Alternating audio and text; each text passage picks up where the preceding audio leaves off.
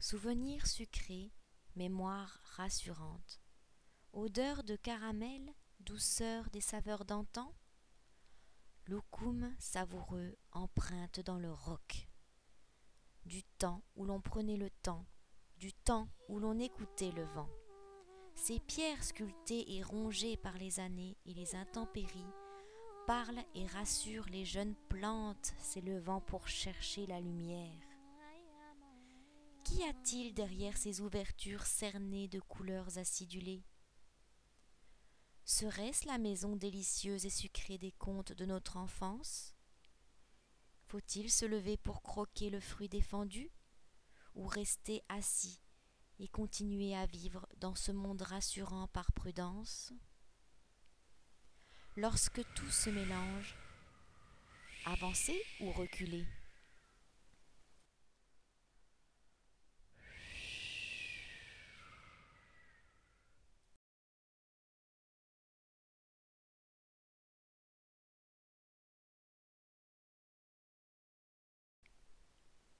Le ton est donné.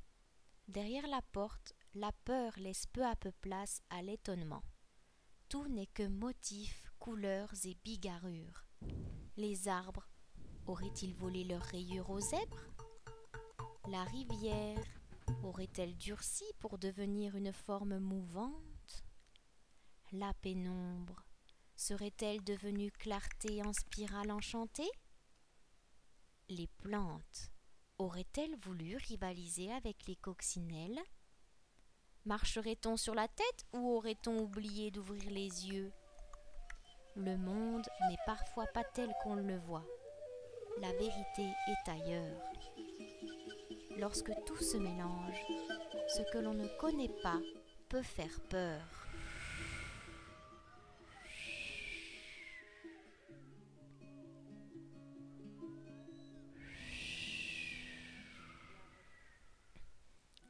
Gigantesque havre de paix que sont les forêts, la nature est en perpétuel renouvellement. Force régulée, lente et éphémère, tantôt déchaînée et sauvage, tantôt ressourçante, tantôt apaisante, ses vertus sont inestimables. Depuis la nuit des temps, l'homme l'apprivoise et l'exploite en y puisant ses richesses sans se soucier véritablement de son état. Il paraît qu'elle fatigue, s'use, mais malgré tout semble si forte à ne jamais reculer devant l'empoisonnement, les coups, les salissures. Comment l'arbre aux 7 vertus, qui chante, pleure, rit, inhale, goûte, caresse, observe, ne se sentirait-il pas délaissé ou spolié? Et quand proclamera-t-il sa démission? Lorsque tout se mélange, chaque élément cherche une place, et ce qui était ne sera plus.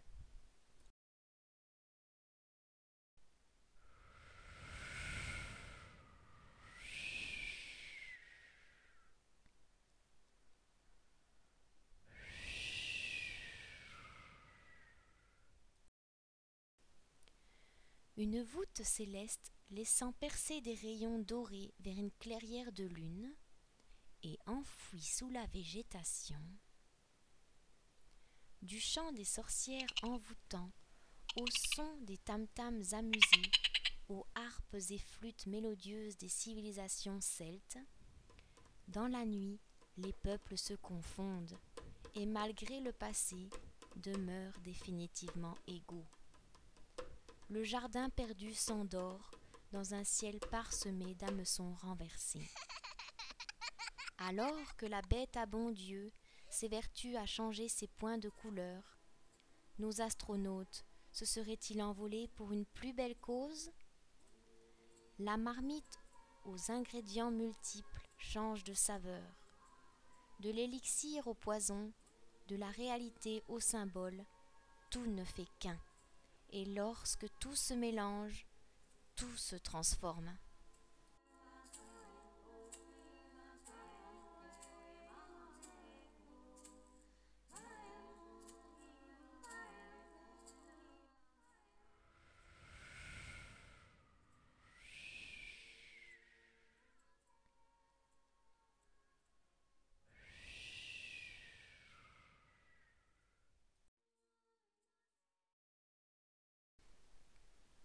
tout venant aquatique, céleste, terrestre, plantes rampantes, bulles glissantes, pelage hirsute, formes polymorphes, éléments déliquescents.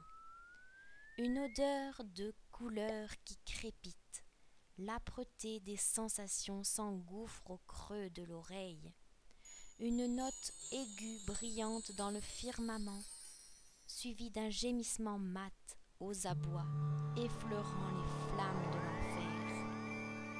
Une jungle effervescente en furie montre son désarroi par l'empreinte chaude du doute.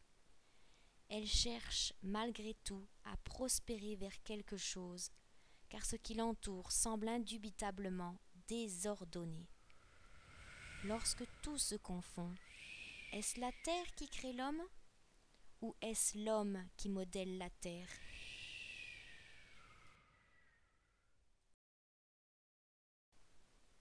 À la douceur de la surface de l'eau, les souvenirs s'embrouillent.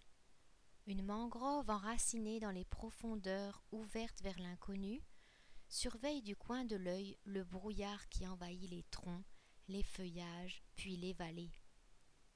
Lorsque le mélange se pose, le ciel, la terre, l'eau flottent en unisson tels des âmes en paix caressant l'espoir d'une renaissance meilleure.